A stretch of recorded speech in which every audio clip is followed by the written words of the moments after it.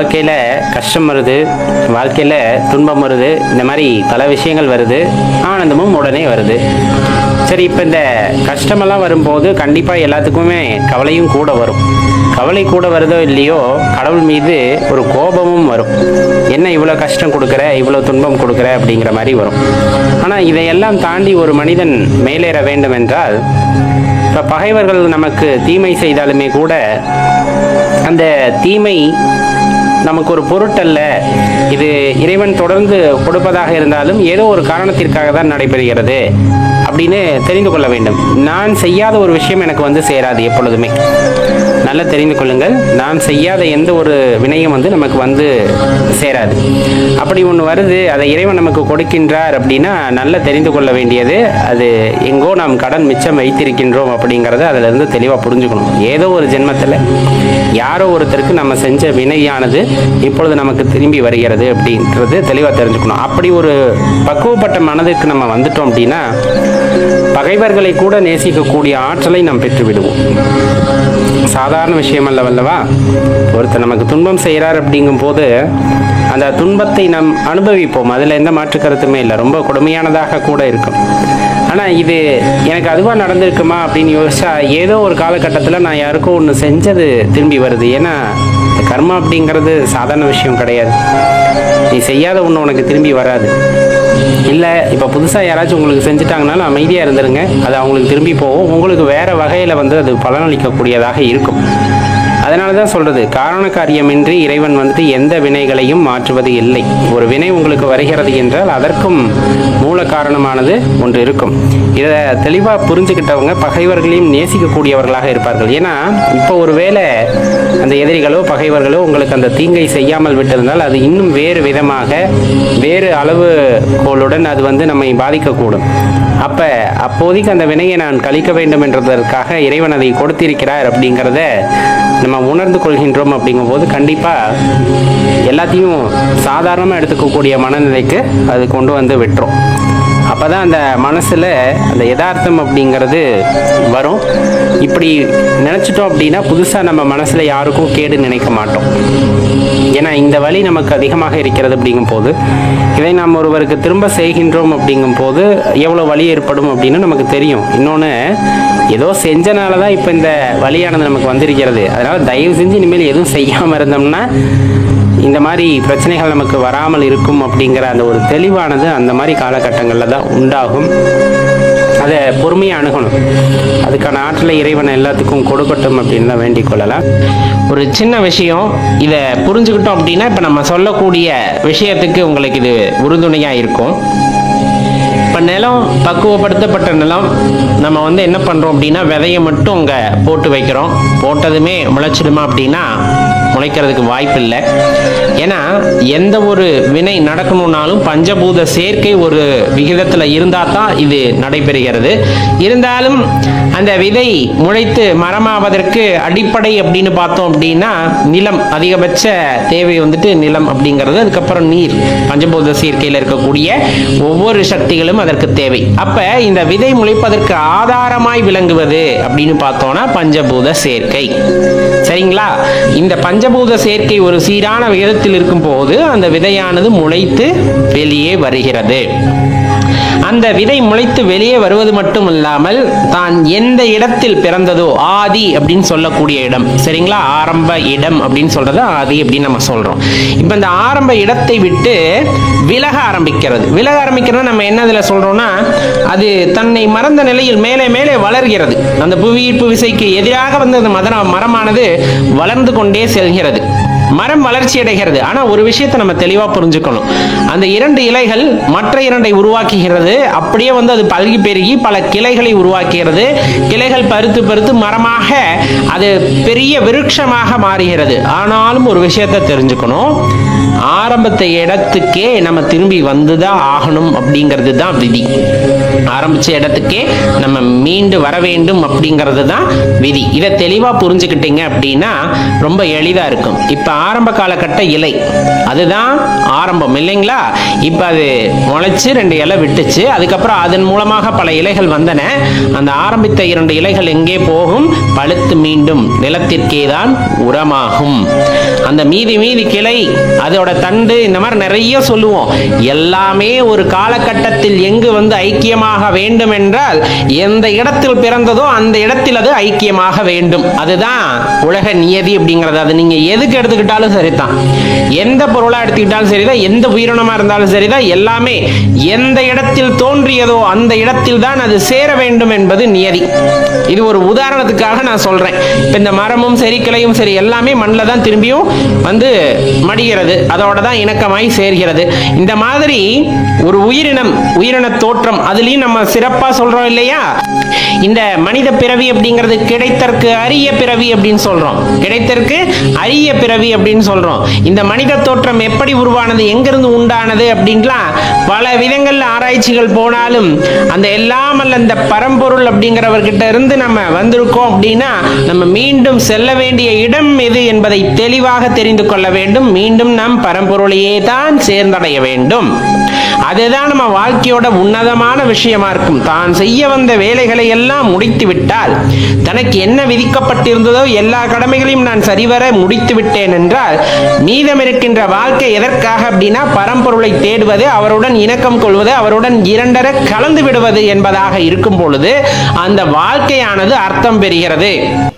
தெளிவா தெரிஞ்சுக்கணும். அப்பதான் அந்த வாழ்க்கையானது அர்த்தம் பெறுகிறது. மாறாக மீண்டும் பொன்பொருள் சேர்க்கை, வினையாற்றுவது, இப்படின்னு உங்க வாழ்க்கை தொடர்ந்துகிட்டே போகுது அப்படின்னா, அந்த வினையானது திரும்ப திரும்ப எதிர்வினையை உண்டாக்கி உங்கள் வாழ்வை நீட்டித்துக் கொள்ளே செல்லுமே தவிர உங்களை இறைவனை நோக்கி அழைத்து செல்லாது. இயற்கை என்பது ஆதி எதுவோ அவ்விடமே அந்தமாகவும் அமையும். எந்த இடத்துல பிறப்பு நடக்குதோ அந்த இடத்துல இறப்பு கண்டிப்பா இருக்கும். இப்ப இறைவனை எடுத்துக்கிட்டோம் அப்படின்னா, 50 தொழில்களை செய்யக்கூடியவர். இப்ப யார் ஒரு பொருளை உருவாக்குறாரோ அவரால் தான் அப்பொருளை அழிக்கவும் முடியும் அப்படிங்கிற வினையை நம்ம தெளிவா தெரிஞ்சுக்கணும். இப்போ ஒரு பொருளை உங்களால உருவாக்க முடியுதா? நீங்க அதை அழிப்பதற்கு தகுதி வாய்ந்தவர், ஆனா நீங்களா அதை உருவாக்கி இருக்கணும். அதுதான் முக்கியம். யார் ஒருவர் அந்த அழித்தல் தொழிலை செய்கிறாரோ அவர்தான் அந்த ஆதிக்கும், அதாவது அதன் உருவாக்கத்திற்கும் காரணமாக இருந்திருப்பார் என்பதை நாம் உள்ளார உணர வேண்டும். எல்லா தொழில்களையும் செய்வதும் இறைவன் மட்டுமே. நாம் வெவ்வேறு பெயர்களில் அழைக்கிறோமே தவிர அச்சக்தியானது ஒரே சக்தி என்பதை நாம் உணர்ந்து கொள்ள வேண்டும். அப்போதுதான் நமக்குள்ள ஒரு தெளிவான எண்ணமானது பிறக்கிறது. நம் வாழ்க்கை எதை நோக்கி பயணிக்கிறோம் என்பதில் ஒரு தெளிவானது கிடைக்கும். அந்த தெளிவு கிடைத்து விட்டது அப்படிங்கும் போது கண்டிப்பா நாம் இறைவனை சேர்வதற்கான வழியும் அங்கு பிறக்கும். அப்ப நம்ம எங்க இருந்து வந்தோமோ அங்கே திரும்ப செல்றதுதான் உத்தமமான விஷயம். இறைவனிடம் இருந்து வந்தோம் என்றால் இறைவனை திரும்ப சென்றடைவதுதான் அதற்கு வழி. நாம் சொல்வது அவ்வளவு எளிதான விஷயமும் அல்ல.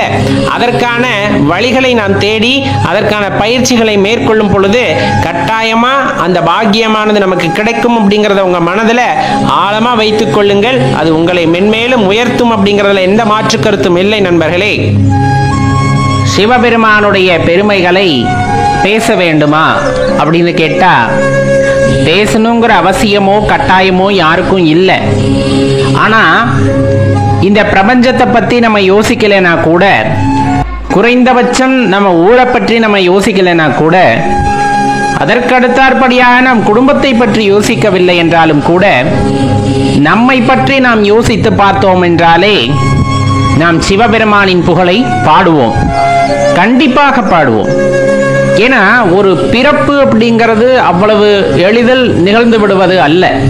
உங்களுக்கு நல்லா தெரியும், இன்றைய சூழ்நிலையில கூட இந்த குழந்தை வரம் கேட்டுக்கொண்டிருப்பவர்கள் ஏராளம்.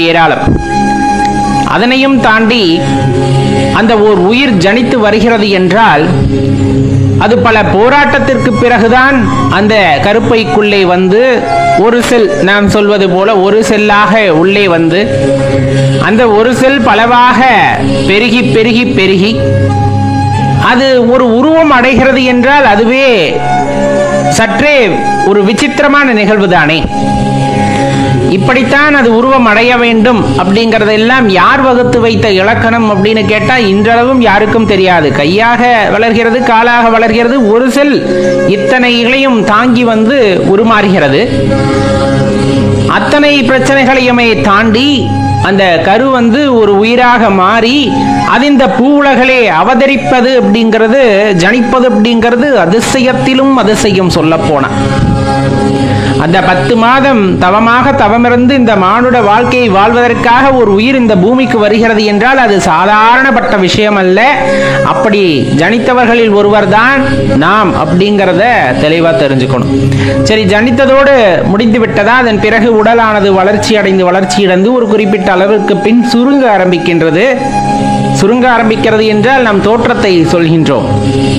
அதிலே பல செயல்பாடுகள், வியக்கத்தகுந்த செயல்பாடுகள் எல்லாமே பஞ்சபூதங்களின் அடிப்படையாக கொண்டு, பஞ்சபூதங்களை ஒரு தத்துவமாக கொண்டு இந்த உடலானது கட்டமைக்கப்பட்டிருக்கிறது. அப்படின்னா அதை நம்ம மறுக்கிறதுக்கெல்லாம் இல்லை.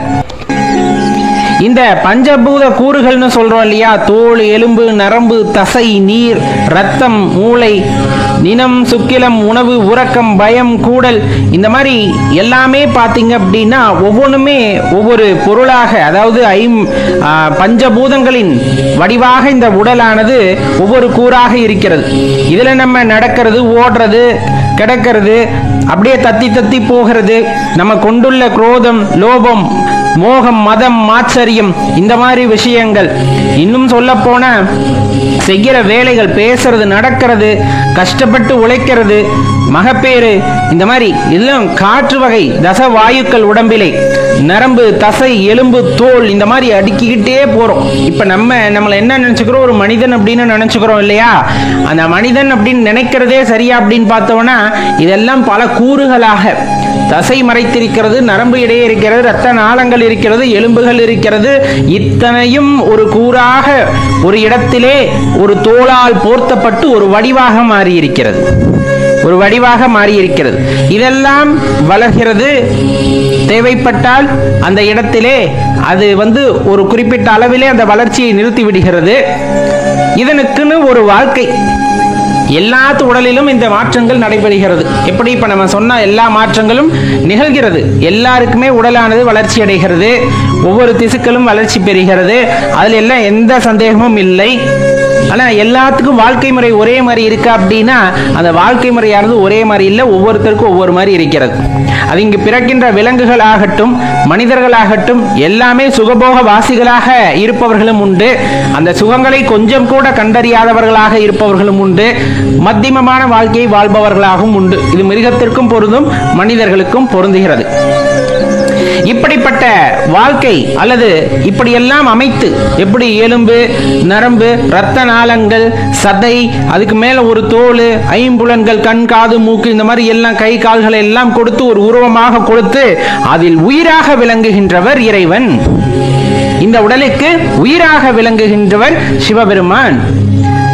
அவருடைய ஆற்றலை எப்படி எண்ணி பார்க்காமல் இருக்க முடியும் அப்படின்னு நினைச்சா அது வியப்பிற்குரியதாக இருக்கும் அல்லவா? என்னதான் அறிவியல் நம் கண்ணுக்கு எட்டிய அறிவியல் அப்படின்னு பேசினாலும் கண்ணுக்கு புலப்படாத ஆற்றல்கள் இந்த பிரபஞ்சத்திலே இருப்பது உண்மைதான். இன்றளவும் நாம் அதையெல்லாம் உணர்வதற்காக பல விஞ்ஞான ரீதியில் ஆராய்ச்சிகளை செய்தாலும் இன்னும் புது புது கண்டுபிடிப்புகள் வந்து கொண்டேதான் இருக்கின்றன. அதற்கு ஒரு நிறைவு அப்படிங்கிறதே இல்லை. அப்ப இறைவனை அவ்வளவு எளிதில் உணர்ந்து கொள்ள முடியுமா அப்படின்னு கேட்டா அதுவும் கண்டிப்பாக சற்றேறக்குறைய யோசிக்க வேண்டிய விஷயம்தான். அறிவியலால் கண்டுபிடிக்க முடியாத இறைவனை ஞானிகள் வந்து தங்களுடைய சிறத்தன்மையினால் தான் மேற்கொண்ட முயற்சியினால் அவர்கள் தங்களுக்குள்ளே கண்டிருக்கிறார்கள் அப்படின்னு சொன்னா அதுல எந்த ஐயப்பாடும் இருப்பதற்கில்லை. காரணம், எதை நாம் உறுதியாக நம்புகின்றோமோ அதன் வடிவாகவே நாம் மாறுகின்றோம். இந்த உடலில் சிவபெருமான் வியாபித்திருக்கிறார், உண்மையா என கேட்கிறோம் இல்லையா? எங்கோ இருக்கின்றார் இறைவன். அவரை எப்படி நம்ம உணர்ந்து கொள்வது அப்படின்னு கேட்டா ரொம்ப எளிமையான விளக்கத்தை ஞானியர்கள் முன்னெடுத்து வைக்கிறார்கள். திருமூலர் ஐயா கூட சொல்லும் போது தன்னோட அந்த திருமந்திரத்தில் சொல்லும் போது இந்த உடற்கூறுகளை பற்றி எளிமையாக கூறிக்கொண்டே வருவார். அப்பொழுது அந்த மூச்சை கட்டுப்படுத்துதல், அதை கும்பகத்தல், இந்த மாதிரி விஷயங்களை எல்லாம் சொல்லும் போது அந்த உயிர் மூச்சு காற்றை பற்றி ரொம்ப பெருமையாக கூறுவார். பெருமையாக இல்லை, சிறப்பாக எடுத்து கூறுகின்றார். அந்த வகையிலே இந்த உடலிலே உயிர் இருப்பது அப்படிங்கிறதே சற்றேறக்குறைய ஒரு விசித்திரமான நிகழ்வு அப்படின்னே சொல்லலாம். ஒவ்வொரு உடலிலும் ஒவ்வொரு வகையிலே அது தங்குகிறது. சில பேர் 100 வயது 150 வயது இருக்காங்க, சில பேர் 50-60 வயதுல போயிடறாங்க. ஏன் இந்த மாறுபாடு? அது இல்லாமல் ஏன் இந்த ஏற்றத்தாழ்வு அப்படின்னா, நம்ம உடலிலே இருக்கின்ற இந்த மறைமுகமான பை, கர்மாவை சுமந்து வந்த பை, அதற்கு தகுந்தாற் போல இந்த உடல் இயக்கங்கள் எல்லாம் மாறுபடுகின்றன. அதற்கு தகுந்தாற் போல நம் உடலிலே ஏற்படுகின்ற மாற்றங்களுக்கு தகுந்தாற் போல நம் வாழ்க்கையும் மாறுபடுகின்றன. இதுல எல்லாம் ரொம்ப முக்கியமான விஷயம் என்ன அப்படின்னா, இறைவன் எப்படி எல்லா உயிர்களுக்குள்ளும் அந்த உயிராக இருக்கின்றார். இறுதியில் எல்லா உயிரும் சென்று சிவபெருமானிடம்தான் அந்த இடத்துல லயித்து போக வேண்டும், ஒடுங்க வேண்டும். இதுதான் பிரபஞ்ச நியதி, அதுதான் நிகழ்ந்து கொண்டு இருக்கிறது. இதை எப்படி நாம் புரிந்து கொள்ள முடியும்? நாம் பார்க்கின்ற சூரியன் ஒன்றுதான், நாம் பார்க்கின்ற சூரியன் ஒன்றுதான், அதன் பிரகாசம் நம்மால் பார்க்க முடிகிறது. இப்ப அதனுடைய தன்மையானது ஒவ்வொரு இடத்திலே ஒவ்வொரு மாதிரி மாறுகிறது அல்லவா? நேரடியாக பார்த்தால் கண் கூசும். அதே ஒரு குடுவையில தண்ணியை ஊத்தி வைக்கிறீங்க, அந்த தண்ணியில பார்க்கும்போது சூரியனோட அந்த வடிவத்தை பார்க்க முடியும், அது கண் கூசுவது இல்லை. அதே ஒரு ஆற்று குளம் இந்த இதுல பார்த்தாலும் அதனுடைய வடிவத்தை பார்க்க முடியும். இந்த மாதிரி ஒவ்வொரு இடத்திலும் அவர் வியாபித்திருக்கின்றார், இறைவனாகப்பட்டவர் வியாபித்திருக்கின்றார். அவரவர் பார்வைக்கு ஏற்றார் போல அந்த தரிசனத்தையும் அவர்களுக்கு கொடுக்கின்றார். அப்படிங்கிறது தான் நிதர்சனமான உண்மை, நாம் தெரிந்து கொள்ள வேண்டிய உண்மையும் கூட. இப்படி இருக்கக்கூடிய சூழ்நிலையிலே இறைவனை புகழ்ந்து பாட வேண்டுமா, இறைவனை நினைக்க வேண்டுமானா யாரும் புகழ்ந்து பாட சொல்லி கட்டாயப்படுத்தவில்லை, யாரையும் நினைக்க சொல்லியும் கட்டாயப்படுத்தவில்லை. ஆனால் இப்படி ஒரு அற்புதமான படைத்த அந்த கலைஞன் இருக்கிறார் அல்லவா, இறைவனை கலைஞன் என்று கூறலாமா? கூடாதுதான். இருந்தாலும் யோசித்து பாருங்களேன், ஒரு சிற்பத்தை ஒரு சிற்பி செய்கிறார் என்றால் அந்த சிற்பமானது முழு வடிவம் பெறும் பொழுது அந்த சிற்பி ஒரு மகிழ்ச்சியின் உச்சகட்டத்திற்கு செல்வார். பார்க்கிறதுக்கே அப்படி ஒரு தத்ரூபமா செய்யும் பொழுது ஒரு சிற்பத்தை செய்யக்கூடிய சிற்பி அந்த சிற்பத்திற்கு கடவுளாகின்றார். இந்த பிரபஞ்சத்தை படைத்து இந்த பிரபஞ்சத்திலே அதிர்வுகளை உண்டாக்கி இந்த பிரபஞ்சத்தை இன்னும் நிலை பெறச் செய்து அதில் எல்லா இடங்களிலும் வியாபித்து அவரவருக்கு என்னென்ன தேவையோ அதையெல்லாம் பார்த்து பார்த்து கொடுத்து அவரவர் மகிழ்ச்சியை உறுதிப்படுத்தி அவரவர் உள்ளத்திலே உயிராகவும் எழுந்தருளி இந்த உடலை இயக்கச் செய்கின்றார். இறுதியில் அந்த உடலை இந்த பாம்புகள் எல்லாம் தோலுரித்து போடுவது போல அந்த உடலிலே உயிர் தங்க முடியாத நிலை ஏற்படும் போது அந்த உயிரை அந்த உடலில் இருந்து விடுவித்து வேறு ஒரு கூட்டை கொடுத்து அந்த கர்மாவை கழிப்பதற்கான வாய்ப்பை ஏற்படுத்தி தன்னை உணரச் செய்வதற்காக பல வகைகளிலே அவருக்கு வாய்ப்பை கொடுத்து தன்னை உணர்ந்தவர்களுக்கு தன் தரிசனத்தையும் கொடுத்து தன்னுடன் ஐக்கியப்படுத்திக் கொள்கின்றார் சிவபெருமான் அப்படின்னு சொல்லும் பொழுது அது எப்படிப்பட்ட விஷயமாக இருக்கும்? இந்த சிவபெருமான் என்னும் ஆற்றல் எப்படிப்பட்டதாக இருப்பார் அப்படிங்கறத யோசிச்சு பாருங்க. கருணையே வடிவமானவர், நம்ம சொல்றோம் இல்லையா, கருணையே வடிவமானவர் சிவபெருமான். அப்படிப்பட்ட கருணாமூர்த்தியை நாம் தினம் தினம் நினைப்பதே நம் பாக்கியமாகும், தினம் தினம் நினைத்து போற்றுவதே நம் கடமையாகும். அவரை பற்றி நினைக்காத நிமிடம் ஒன்று இருக்கிறது என்றால் இந்த வாழ்க்கையிலே அது தேவையில்லாத நிமிடமாக போகட்டும். அவரை பற்றி பேசாத வார்த்தைகள் இருக்கும் என்றால் அந்த பேசாத வார்த்தையெல்லாம் வீணான வார்த்தை, அது என் வாயில் வராமலே இருந்துட்டு போகிறது அப்படிங்கிற மாதிரியான உணர்வானது நம் மனதிலே ஏற்படும். சர்வமும் சர்வ காலமும் இறைவனை நினைத்துக் கொண்டே இந்த வாழ்க்கையானது நகர்கிறது என்றால் எறும்பிற்கு கூட துரோகம் நினைக்காமல் வாழ கற்றுக்கொண்டோம் என்ற அர்த்தம். அன்பே வடிவமாக அமர்ந்து விட்டோம் என்பது அர்த்தம். சிவனே என்று அமர்ந்திரு என்பார்கள். அதே போலத்தான் சிவத்தை உணர்ந்தவர்கள் சிவமாகவே இருக்கின்றார்கள். இந்த உடலும் சிவம் வசிக்கின்ற கூடாகவே இருக்கிறது அப்படின்னா அதுல எந்த மாற்று கருத்தும் இல்லை என்பர்களே. சாதாரணமாக சிவபெருமானை நினைத்துவிட முடிவது இல்லை. யார் யாரோ முயற்சி செய்கிறார்கள் சிவனை உணர்ந்து கொள்ள வேண்டும் என்று. எல்லோருக்கும் அந்த வாய்ப்பானது கிடைக்கப் பெறுவது இல்லை. சிவத்தை வழிபடுபவர்கள் கூட அவருடைய அனுமதியினால்தான் அவர்களை வழிபடுகின்றார்கள். அப்படி இருக்க இப்படி ஒரு அரும்பெரும் வாய்ப்பை பெற்ற நாம் அவரை பற்றி நினைக்காமல், அவரை பற்றி பேசாமல், அவரை பற்றி ஒரு சிந்தனையிலே இல்லாமல் இருந்தால் அது நாம் நமக்காகவே செய்துகின்ற தவறு, துரோகம் என்று எடுத்துக்கொள்ளலாம். அவர் நினைவிலே இருக்கும் பொழுது நம் மனமானது மகிழ்ச்சியாக இருக்கும். அவர் புகழை பாடும் பொழுது இந்த உடலும் உள்ளமும் பூரித்து கிடக்கும். அவரை பற்றியே நினைத்திருக்கும் பொழுது மனதிலே ஒரு அமைதி நிலவும். பாருங்க, அது எவ்வளவு கோடி காசு கொட்டி கொடுத்தாலும் கிடைக்காத ஒரு மன நிம்மதி. சிவாலயத்திற்கு போறோம், சிவனை வழிபடுறோம், அவர்கிட்ட ஏதாச்சும் கேட்கணும்னு தோணுதா உங்களுக்கு? அவர்கிட்ட ஏன் முதல்ல கேட்கணும்? ஏன்னா இந்த பக்தி அப்படின்னு வந்துட்டாலே இப்ப இருக்க காலகட்டத்தில் இறைவனிடம் போய் ஆலயத்தில் நின்றாலும் சரி, இல்லை அமைதியா அமர்ந்து தியானத்தில் ஈடுபட்டாலும் சரி, ஏதேனும் ஒரு விண்ணப்பத்தை வைத்துக்கொண்டு அவரிடம் ஒரு கோரிக்கையை வைக்க வேண்டும் என்ற எண்ணத்தை எப்படி உண்டாச்சு, இல்லை யார் உண்டாக்கினார்கள் அப்படிங்கிறதெல்லாம் தெரியல. அது ரொம்பவே மனசு ரொம்ப குழப்பமா இருக்கு. அவரிடம் நான் விடை கேட்கின்றேன் அப்படிங்கிறது வேற. வாழ்கின்ற சூழ்நிலைக்கு ஏற்றவாறு எனக்கு அது வேண்டும் இது வேண்டும் அப்படின்னு எப்ப நம்ம கேட்க ஆரம்பிச்சோமோ அப்பவே அந்த பக்தி அப்படிங்கிற நிலையில இருந்து நம்ம கீழே வந்துடுவோம். அதனாலதான் எப்பவுமே சொல்றது, எந்த ஆலயத்திற்கு போனாலும் சரி, அதுவும் குறிப்பா நீங்கள் சிவாலயத்திற்கு போனா கண்டிப்பா இறைவனிடம் நீங்கள் எதுவும் வேண்ட வேண்டும் என்ற அவசியம் இல்லை. அவசியம் இல்லை. வேண்டத்தக்கதறிவோய் நீ, வேண்டும் வரம் தருவோய் நீ அப்படின்ட்டு சொல்லுவாங்க. நம்ம என்ன வேண்ட போறோங்கிறதே இறைவனுக்கு தெரியும். அப்ப உனக்கு என்ன வேண்டும் அப்படிங்கிறது சிவபெருமானுக்கு ரொம்ப தெளிவாகவே தெரியும். அதை நான் சொல்லி இறைவன் தெரிந்து கொள்ள வேண்டும் என்றால் அப்ப அந்த இடத்துல அந்த இறைவனுக்கு என்ன மதிப்பு இருக்கு அப்படிங்கறத யோசிச்சு பார்க்கணும் இல்லையா? அப்படிப்பட்டவர் அல்ல எம்பெருமான் ஈசன். சர்வேஸ்வரன், சகலமும் உணர்ந்தவர். இந்த பிரபஞ்சத்திலே இருக்கக்கூடிய எல்லா உயிர்களுக்கு தேவையானவற்றை உணர்ந்தவர். நாம் என்ன கேட்க போகின்றோம் என்பது கூட தெரியாதவரா? கண்டிப்பாக இல்லை. அதனினும் தாண்டி நமக்கு என்ன வேண்டுமோ, நமக்கு எது நல்லதோ, நமக்கு எதை கொடுத்தால் நல்லதாக நாம் பயன்படுத்துவோமோ, நாம் நன்றாக இருப்போமோ அதை பார்த்து பார்த்து கொடுப்பவர் எம்பெருமான் ஈசன். அப்படி பார்த்து பார்த்து கொடுப்பதிலே எது சிறந்ததோ அதைத்தான் அவர் நமக்கு கொடுக்கின்றார். சரி, அப்படி கொடுக்கிறதுல நிறைய துன்பமாக இருக்கிறதே, நிறைய கஷ்டங்கள் வருகிறதே அப்படிங்கிற அந்த கேள்வியும் பின்தொடர்ந்துதான் வரும்.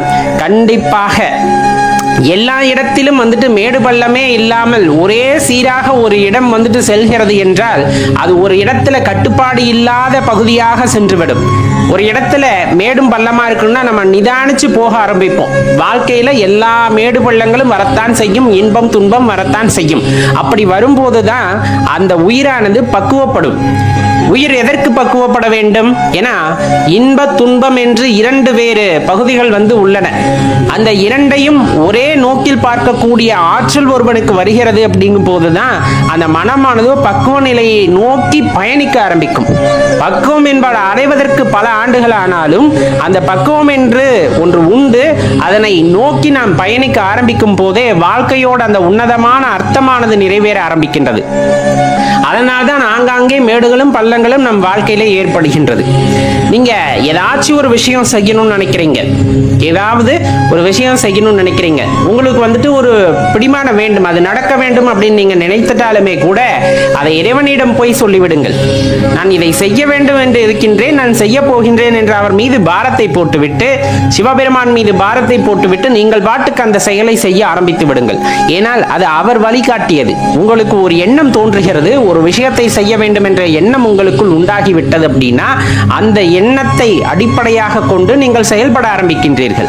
அவ்வாறு செயலாற்ற வேண்டும் என்ற எண்ணம் உங்களுக்கு தோன்றியதே சிவபெருமானால் மட்டும்தான் இருக்க முடியும். அப்படி இருக்கும்போது அவரிடம் சென்று இந்த வினையை நான் ஆற்றப் போகின்றேன், நீ இட்ட கடமையை நான் செய்ய போகின்றேன், அதில் எந்த பிரச்சனைகள் வந்தாலும், எந்த இன்பம் வந்தாலும், எந்த துன்பம் வந்தாலும் அது உனக்கே பொறுப்பு அப்படின்ட்டு அவரிடம் ஒப்புவித்து விட்டு நாம் அச்செயலை செய்ய ஆரம்பிக்கும் போது அதற்கு உற்ற துணையாக இறைவன் அங்கே இருக்கின்றார். அந்த காரியமானது நல்ல முறையிலே நிறைவேறுவதற்கும் அதில் எந்த இடைஞ்சல்களும் வராமல் இருப்பதற்கும் அவரே காரணகர்த்தாவாக இருந்து காத்து வருவார். அப்படின்னா அதுல நீங்க எதுவுமே ஐயப்படவே தேவையில்லை. அவரே உங்களை நம்மளால எளிதில் உணரதான் முடியாது. ஏன்னா தன்னை வெளிக்காட்டிக் கொள்ளவே மாட்டார். அவ்வளவு எளிதாக உயிர்களுக்குள் மறைந்திருக்கும் ஈசன் தன்னை வெளிக்காட்டிக் கொள்ளவே மாட்டார். ஆனா ஒரு கஷ்டம்னு வரும்போது மனிதனுக்கோ அல்லது எந்த ஜீவராசிகளுக்கும் சரி, ஒரு கஷ்டம்னு வந்து அப்பா அப்படின்னு கூப்பிட்டா ஓடோடி வந்து முதலில் நிற்கக்கூடிய தெய்வம் யாராக இருப்பார் என்றால் சிவபெருமானாகத்தான் இருப்பார். ஏன்னா ஒரு குழந்தைகளுடைய வலி அப்படிங்கிறது, அந்த குழந்தை கூட வந்து அந்த வலியை தாங்கிக் கொள்ளுமானால் ஈசனால் அதை தாங்கிக் கொள்ள முடியாது. அப்ப ஒரு இடத்துல கஷ்டம் வந்தாலும் சரி, நஷ்டம் வந்தாலும் சரி, இன்பம் அதிகமாக வந்து அப்பான்னு கூப்பிட்டாலும் சரி, அந்த இடத்துல உங்கள் கூட அந்த உணர்வுகளை பகிர்ந்து கொள்வதற்கு ஒரு இறைவன் வந்து நிற்பார் அப்படின்னா அது கண்டிப்பா சிவபெருமானாகத்தான் இருப்பார். கூப்பிட்ட குரலுக்கு வரக்கூடிய தெய்வம் அப்படின்னா எம்பெருமான் சிவன். நம்ம அடிக்கடி சொல்வது உண்டு, சிவன் சிவன் என்று சொல்லிக் கொண்டே இருக்கின்றோமே. கண்டிப்பாக நாம் எல்லா நேரங்களிலும் எல்லா இடங்களிலும் சிவன் சிவன் என்று சொல்லிக் கொண்டே இருப்போம். பஞ்சாட்சர மந்திரத்தை சொல்லிக் கொண்டே இருப்போம். அது வந்து அவ்வளவு சாதாரண விஷயமா அப்படின்னா எளிதாக எல்லோராலும் சொல்ல முடியாத விஷயம், நினைத்தாலும் சொல்ல முடியாத விஷயம். யார் நாவிலே இந்த சிவன் என்ற வார்த்தை வருகிறதோ, பஞ்சாட்சர மந்திரம் தொடர்ந்து வருகின்றதோ, அவரெல்லாம் பாக்கியவான்கள். அவரெல்லாம் பாக்கியவான்கள். பல்வேறு பிறவிகள் எடுத்தாலும் எல்லா பிறவிகளிலும் சிவபெருமானை நினைத்து நிறுத்து உருகி உருகி என்புனைந்து அப்படியே வந்துட்டு எல்லாமே சிவன் எல்லாமே சிவன் என்று இருந்த ஒருவரால் தான் இந்த பிறவியிலும் சிவன் என்ற நாமத்தை கூற முடியும், பஞ்சாட்சர மந்திரத்தை கூற முடிகிறது. அதிலும் சிவசேவை செய்பவர்கள் இன்னும் மேலானவர்களாக கருதப்படுகிறார்கள். ஏன்னா அந்த சேவையெல்லாம் செய்வதற்கு இறைவனுடைய பாக்கியம், அவருடைய அருட்கருணையானது கண்டிப்பாக வேண்டும். அடியார்களுக்கு சேவை செய்தலாக இருக்கலாம், அல்லது சிவாலயங்களை புனரமைப்பதற்காக அவர்கள் செய்கின்ற முயற்சியாக இருக்கலாம், அல்லது புனரமைப்பவர்களாக இருக்கலாம். அந்த சிவாலயத்திலே ஒரு துரும்பு கிடைக்கிறது, அதை எடுத்து ஓரமாக போடுவதாக இருக்கலாம். அந்த சிவாலயத்தை தூய்மை செய்பவர்களாக இருக்கலாம், அல்லது சிவனை பற்றி மற்றவர்களிடம் பேசுபவர்களாக இருக்கலாம். அவரை பற்றி அந்த உயர்ந்த பெரும் கருத்துக்களை மற்றவர்களுடன் பகிர்ந்து கொள்பவர்களாக இருக்கலாம். மற்றவர்கள் உள்ளத்திலே சிவபெருமானை பற்றி எண்ணத்தை தூண்டுபவர்களாக இருக்கலாம், அவரை பற்றி எண்ணத்தை உண்டாக்குபவர்களாக இருக்கலாம்.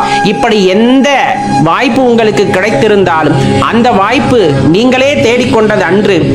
மாறாக சிவபெருமான் உங்களுக்கு அருளிய வரம் அப்படிங்கறத தெரிஞ்சுக்குங்க. அவ்வரம் எவ்வாறு கிடைக்கும் என்றால், ஒவ்வொரு ஜென்மத்திலும் நாம் சிவபெருமானை நினைத்து செய்கின்ற செயல்கள், அந்த வினைகள், நாம் அர்ப்பணிப்புடன் வாழ்க்கையை நடத்தி இருப்போம். போன ஜென்மங்களில் எல்லாம் எல்லாமே அப்பன் தான் அப்படின்ட்டு அப்பன் மீது பாரத்தை போட்டுவிட்டு எது நடந்தாலும் உனக்கே அப்படின்ட்டு ஒவ்வொரு நொடி பொழுதும் நம் வாழ்க்கையை நடத்தி இருப்போம். சாகும் தருவாயிலும் கூட சிவன் என்ற நாமத்தை, சிவன் என்ற மந்திரத்தை, பஞ்சாட்சர மந்திரத்தை மட்டுமே உச்சரிப்பவர்களால் மட்டுமே அடுத்த ஜென்மம் என்று ஒன்று இருந்தாலும் அந்த ஜென்மத்திலே சிவபெருமானுடைய நாமத்தை சொல்லக்கூடிய அருகதையை பெற்றவர்களாக அவர்கள் பிறந்திருப்பார்கள். அல்லது சிவாலயங்களிலே அந்த உழவாரப் பணிகளை செய்வதற்கான அருகதையை அவர்கள் பெற்றிருப்பார்கள். அல்லது சிவசேவை செய்யக்கூடிய அந்த உயரிய தகுதியை பெற்றவர்களாக அவர்கள் இப்பொழுது இருந்து கொண்டிருப்பார்கள். மற்றவர்கள் யாவரும் இந்த பிறவியிலாவது ஈசனின் திருநாமத்தை சொல்லி பிற்கால வாழ்க்கைக்கு ஒளியை ஏற்றிக்கொள்ள வேண்டும் என்பதுதான் நாம் கேட்டுக்கொள்கின்றோம். நம்ம வாழ்க்கையில நம்ம எப்படி இருக்கணும்னு நம்ம ஒரு திட்டம் தீட்டுறோமோ, அந்த திட்டம் எப்படி வேணாலும் போகலாம். நீங்க நினைக்கிற மாதிரியே அந்த காரியமானது நல்ல முறையில் நிறைவேறி நீங்கள் ஆனந்தமாகவும் இருக்கலாம். நீங்க நினைச்ச மாதிரி அந்த காரியமானது நிறைவேறினதன் காரணமாக நிம்மதியை இழந்து வாழ்க்கையிலே தவிக்கலாம். இல்ல நான் நினைச்சதே நடக்கல அப்படிங்கிற மாதிரி எண்ணத்திலையும் ஒரு சிலர் தனது வாழ்க்கையை கழித்து கொண்டுதான் இருக்கிறார்கள்.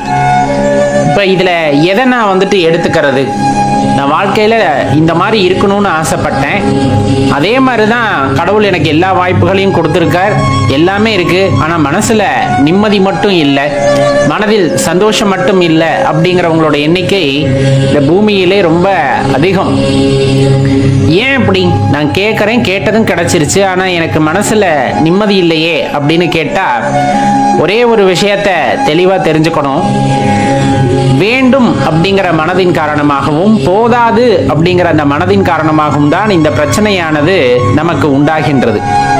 எந்த விஷயமா இருந்தாலும் சரி, எனக்கு ஒரு வீடு வேணும்னு மனசுல ரொம்ப ஆசைப்பட்டு அதுக்காக கடின உழைப்பு, இறைவனோட அனுகிரகத்தால ஒரு வீடும் அமைஞ்சிருச்சு, இருந்தாலும் மனசுல நிம்மதி இல்லை. ஏன்னா வீடு கட்டினது இன்னும் கொஞ்சம் பெருசா கட்டியிருக்கலாமோ அப்படிங்கிற எண்ணம், இன்னும் இப்படி மாத்தி கட்டியிருக்கலாமோ அப்படிங்கிற எண்ணம், இந்த மாதிரி அடுத்தடுத்த எண்ணங்கள் மனதிலே தோன்றிக் கொண்டே இருக்கும். ஏன்னா ஒண்ணு கிடைச்சிருச்சு, அப்ப அடுத்ததை நோக்கி மனதானது பயணிக்க ஆரம்பித்து விடுகிறது. உண்மையாலுமே அது சந்தோஷமா, நான் கேட்டது கிடைத்தது எனக்கு சந்தோஷமா அப்படின்னு போய் யார்கிட்ட வேணாலும் கேட்டு பாருங்க.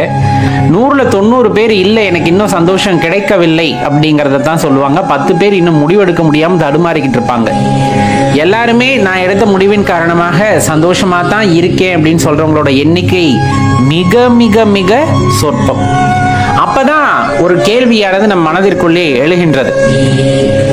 கடவுள் நமக்காக போட்டு வைத்த திட்டத்தை நாம் ஏற்றுக்கொண்டோமா, அல்லது நாம விரும்பி சிலவற்றை ஏற்றுக்கொண்டதன் காரணமாக இந்த பிரச்சனைகளில் சிக்கிக் கொண்டோமா அப்படின்னு கேட்டா, நம்ம என்ன ஆசைப்படுறோமோ அதை இறைவன் கொடுத்து விடுகின்றார். ஏன்னா வாழ்க்கையை கையில கொடுத்துட்றாரு. எப்படியாவது வந்து விடு, உணர்ந்து விடு, உனக்குள் இருக்கின்ற அந்த அற்புத சக்தி நீ என்ன கேட்டாலும் கிடைக்கும் அப்படின்னு சொல்லிடுறார். சிவபெருமான் எல்லா மனிதர்களுக்கும் அதை உரைத்து விடுகின்றார். உனக்குள்ள இருக்க அற்புத சக்தி கிட்ட நீ எது கேட்டாலும் கிடைக்கும் அப்படிங்கிற வார்த்தையை சொல்லிடுறாரு. அந்த உயிரும் ஒரு உடலை தாங்கி கொண்டு இங்கு வருகிறது. அது என்னென்னவோ கேட்க ஆரம்பித்து விடுகிறது. வாழ்க்கையிலே ஆனந்தமாக இருப்பதாக நினைத்து கொண்டு எனக்கு கார் வேணும், பங்களா வேணும், இப்படி கணவன் அமையணும், அப்படி மனைவி அமையணும், இந்த மாதிரி பிள்ளை குட்டிகள்லாம் இருக்கணும், இப்படி ஆடம்பரமா இருக்கணும், இப்படி சமுதாயத்தில் அந்தஸ்துல இருக்கணும், அதிகாரத்துல இருக்கணும், இந்த மாதிரி பல விஷயங்களை நமக்குள் இருக்கின்ற அந்த அற்புத சக்தியிடம் கேட்டு கேட்டு ஒவ்வொன்றாக பெற்றுக்கொள்கின்றோம். அது எல்லாம் ஏதோ ஒரு கட்டத்துல அப்படியே ஸ்தம்பிச்சு நின்று அது எல்லாம் உண்மை இல்லை, அதனால எந்த சந்தோஷமும் இல்லை அப்படிங்கிற நிலைமைக்கு கொண்டு வந்து விட்டுட்டு போயிடுது. அது கேட்டா இன்னைக்கு பாதி பேத்தோட நிலைமை அப்படித்தான். நான் கேட்டதெல்லாம் கிடைச்சது, ஆனா மனசுல நிம்மதி மட்டும் இல்லை. ஏன்? கடவுள் உனக்குள் ஒரு அற்புத சக்தியை கொடுத்து நீ கேட்பதையெல்லாம் கொடுக்க வேண்டும் என்ற உத்தரவை இட்டு உனக்குள்ளே அந்த அற்புத சக்தியை வைத்து அனுப்பி இருக்கிறார். நீயும் கேட்டு கேட்டு பெற்றுக்கொண்டே இருக்கின்றாய். இப்ப எல்லாரும் நல்லது கேட்டா கிடைக்கணும்ல, ஏன் கெட்டது கிடைக்குது அப்படின்னா அந்த மன உறுதிப்பாட்டுடன் அவர்கள் கேட்பதில்லை. எனக்கு இது வேண்டும் அப்படிங்கிற ஒரு ஆணித்தனமான எண்ணத்துடன் அந்த அற்புத சக்தியிடம் எதையும் கேட்பதில்லை. அதனாலதான் சில பேருக்கு அது எதிர்மறையா நடக்கிறது. சொல்லுவாங்கல்ல, வாழ்க்கையில நம்ம பட்டது எல்லாம் கஷ்டம், மனசுல அப்படி நல்லா விழுந்துரும். எனக்கு எது வந்தாலும் கஷ்டமா தான் வருது, எது நடந்தாலும் கெட்டதா தான் நடக்குதுன்னு மனசுல விழுந்துடுது. நல்லா விழுந்துறதன் காரணமா அவங்களால நிஜமாவே நல்லதாவே நினைக்கவும் முடியறதில்ல. அப்படியே நினைச்சாலும் ஒரு குழப்பத்திலே இது நடக்குமோ நடக்காதுங்கிற எண்ணத்துல இப்படி நடந்துருச்சுன்னா எதிர்மறையை யோசிக்கும் போது அவங்களுக்கு எதிர்மறையா தான் நடக்குது. அதுக்கும் அதிக வாய்ப்பு இருக்கு. சரி, இப்ப இதெல்லாம் இருக்கட்டும். கடவுள் நம்மளிடம் என்ன சொல்லி அனுப்பிச்சாரு? நமக்குள்ள ஒரு அற்புத சக்தியை வச்சு எது கேட்டாலும் கிடைக்கும் அப்படிங்கிற வரத்தை கொடுத்துத்தான் அனுப்பி இருக்கின்றார். நீ எது கேட்டாலும் கொடுக்கக்கூடிய ஒரு பெரிய சக்தியை உனக்குள் வைத்துதான் அனுப்பி இருக்கின்றேன் அப்படின்ட்டு இறைவன் சொல்லும் போது நம்ம உடனே மனசுல என்ன தோணிடுதுன்னா, அப்பாடா இவ்வளவு பெரிய வரத்தை கொடுத்திருக்கார் ஆண்டவன், அப்ப இதை கேட்கலாம் அதை கேட்கலாம்னு தோணுதே தவிர அந்த இறைவனுடைய திருப்பாதத்தை தரிசிக்க கூடிய வாய்ப்பை கொடுன்னு அந்த அற்புத சக்திகிட்ட நம்ம யாருமே கேட்கறது இல்லை. இவ்வளவு ஆற்றல் பொருந்தியவர், பிரபஞ்சங்களை எல்லாம் அடக்கி ஆளக்கூடிய, இன்னும் பிரபஞ்சத்தை விரிவடைய செய்யக்கூடிய ஆடல் நாயகன் இந்த வரத்தை நமக்கு கொடுத்திருக்கின்றார். அப்படிங்கும் போது அவருடைய அந்த அற்புத தரிசனத்தை காண வேண்டும் என்று நம்முள் இருக்கக்கூடிய அற்புத சக்தியிடம் நாம் கேட்பதே இல்லை. அந்த இறைவனை உணர்ந்து கொள்ள வேண்டும், இறைவனை தெரிந்து கொள்ள வேண்டும், அவருடைய அந்த அன்புமயமான உருவத்தை காண வேண்டும் அப்படிங்கிற அந்த எண்ணம் அல்லது அந்த வேண்டுதல்கள் அப்படிங்கிறது நம்ம யார்கிட்ட வைக்கிறது இல்லை, நமக்குள்ள இருக்க அற்புத சக்தி கிட்ட வைக்கிறதே இல்லை. மாறா பொண்ணு பொருள் புற உலகத்துல பார்க்கிற எல்லா விஷயத்து மேலையும் ஆசையை வளர்த்துக்கிட்டு காமத்தை வளர்த்துக்கிட்டு எனக்கு அது வேணும் இது வேணும்னு கேட்கக்கூடிய மனம்தான் இருக்கிறதை தவிர உண்மையான பொருள் அந்த பருப்பொருளை உணர்ந்து கொள்ள வேண்டும், அதனுடன் ஐக்கியமாக வேண்டும் என்று நம்முள் இருக்கக்கூடிய அந்த அற்புத சக்தியிடம் யாரும் கேட்பது இல்லை. கேட்பவர்கள் ரொம்ப ரொம்ப சொற்பம். அப்படி கேட்டு அந்த உணர்வை அனுபவிக்க ஆரம்பிக்கின்றார்கள். அப்படிங்கும் போது அவர்கள் மனதிலே ஏற்படுகின்ற ஆனந்தத்திற்கு ஈடு இணை இல்லை அப்படிங்கிறது நிதர்சனமான உண்மை. எப்பொழுதும் ஆனந்த களிப்பிலேயே இருக்கின்றார்கள், எப்பொழுதும் ஆனந்தமாகவே இருக்கின்றார்கள். அவர்களிடம் போய் இந்த பிரபஞ்ச வாழ்க்கையை பற்றி உங்களுக்கு கிடைத்த வாழ்க்கையை பற்றி அப்படி இப்படி நீ எது கேட்டாலும் அவர்களிடம் இருந்து பதில் வராது. ஏன்னா அவங்க அனுபவிக்கக்கூடிய அந்த ஆனந்தத்திலிருந்து ஒரு வினாடி கூட தவறிவிடக் கூடாது அப்படிங்கிற எண்ணத்திலேயே தனது வாழ்க்கையை ஓட்டி கொண்டிருப்பார்கள். ஒரு வினை ஆற்றுவதின் காரணமாக வருகின்ற வினை அது நம்மை தொடர்ந்துதான் வருகின்றது. இருந்தாலும் ஒரு இறைவனின் மீது அன்பு வைக்கின்றோம், அந்த இறைவன் மீது ஒரு பற்றுதலை வைக்கின்றோம். அவரை நம்முடன் அந்த இரண்டர கலந்த நிலை, நம்மிலிருந்து பிரித்து பார்க்க முடியாத ஒரு நிலைக்கு நம் மனதானது கொண்டு சென்று விடுகிறது. ஒவ்வொரு வினாடியும் அப்படியே அனுபவிக்கின்றது, அந்த இறை அனுபவத்தை அனுபவிக்கின்றது. அப்படிங்கும் போது அது சொல்லிலடங்கா ஆனந்தத்தை ஒவ்வொரு மனிதனுக்குள்ளும் அது ஏற்படுத்தும். மனிதர்களுக்கு மட்டுமல்ல, ஜீவராசிகளுக்குள்ளும் அந்த தாக்கத்தை ஏற்படுத்தும். அந்த தாக்கமானது எப்படிப்பட்டதாக இருக்கும் என்றால் அன்பு நிறைந்ததாக, அன்பு வயப்பட்டதாக இருக்கும். அப்படி இருக்கின்ற அந்த சூழ்நிலையிலே உண்மையாகவே ஆனந்தம் என்றால் என்ன என்பது அந்த ஆனந்த கூத்தனை போல ஒவ்வொரு உயிரும் உணர்ந்து கொள்கின்றது. அதுதான் உச்சகட்ட ரகசியமாக இருக்கிறது வாழ்க்கையிலே. நாம் நம்முள் இருக்கின்ற அதீத சக்தியிடம் என்ன கேட்க வேண்டும் என்றால், இறைவனை உணர்ந்து கொள்வதற்கான வாய்ப்பை ஏற்படுத்தி கொடுங்கள், அதற்கான வழியை காட்டுங்கள், அவருடைய பொற்பாதத்தை தரிசிப்பதற்கான வாய்ப்பை ஏற்படுத்தி கொடுங்கள். அது போன்ற விஷயங்களை கேட்பதற்கு மாறாக நாம் நம் மனதிலே எதையெல்லாம் பெரிதாக யோசித்து வைத்திருக்கின்றோமோ அதையெல்லாம் கேட்கும் பொழுது கேட்கும் வரும் கிடைக்கின்றது. ஆனால் அது உனக்கு பயன்படக்கூடியதாக இருக்கின்றதா, உனக்கு ஆனந்தத்தை தரக்கூடியதாக இருக்கிறதா அப்படின்னு கேட்டா அது யாருக்குமே பலனில்லாததாக இருக்கிறது. இந்த மாய உலகிலே கிடைப்பதெல்லாம் அழிந்து போகும். எதை நீ பெற்றாயோ அதை இங்கிருந்து தான் பெற்றாய். அப்படிங்கும் போது அது யாருக்கும் கிடைக்கக்கூடிய விஷயம்தான். ஆனா யாருக்குமே கிடைக்காத அற்புத பாக்கியம் அப்படின்னா இறைவனை தரிசித்தல், இறைவனின் அந்த அன்பை உணர்தல். அப்ப நம்ம எதை கேட்கணும்? கேட்க வேண்டியவற்றை தெளிவாக கேட்க வேண்டும். அதுதான் ரொம்ப முக்கியமான விஷயம்.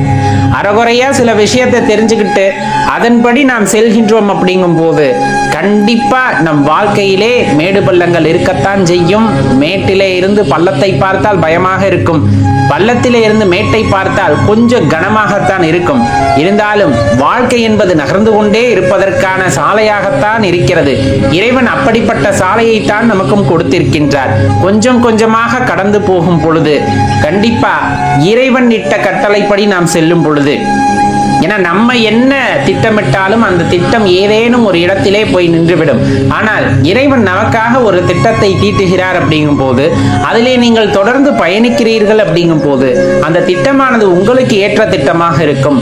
உங்களை உற்சாகப்படுத்தக்கூடிய, உங்களை எப்பொழுதும் ஆனந்த நிலையிலேயே வைத்திருக்கக்கூடிய திட்டமாகத்தான் அது இருக்கும். அப்படிங்கிறத நம்பி அதை ஏற்றுக்கொள்ளும் பொழுது வாழ்க்கையானது ஆனந்தமானதாக எப்பொழுதுமே உங்களுக்கு இருந்து கொண்டே இருக்கும்.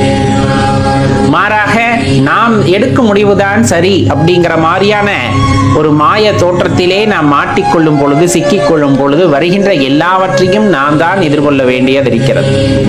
இறைவனை சரணடைந்து விட வேண்டும், இறைவனை சரணடைந்து விட வேண்டும். அவர் தீட்டிய திட்டத்தின்படி நாம் சென்று கொண்டிருக்கும் பொழுது, வினையாற்றி கொண்டிருக்கும் பொழுது அதில் எந்த பிரச்சனைகளும் வருவதற்கில்லை. அங்கு அன்பு நிறைந்த உலகமாகவே அந்த உலகமானது காணப்படுகின்றது. அந்த உலகத்திலே வசிக்கும் போது ஒவ்வொருத்தரும் அன்பு வயப்பட்டவர்களாகவே இருப்பார்கள். அது ஒரு தனி அலாதியான ஒரு சுகத்தை தரக்கூடிய ஒரு உலகமாக அது இருக்கும் என்பதை தெரிந்து கொள்ளுங்கள். இறைவனிடம் எதை கேட்பதற்கு முன்பும் தெளிவாக கேளுங்கள் அன்பர்களே. கேட்டதை சிவபெருமான் கொடுத்து விடுவார். நாம் என்ன கேட்க போகின்றோம் அப்படிங்கிறது தான் நம்மளிடம் இருக்கின்றது.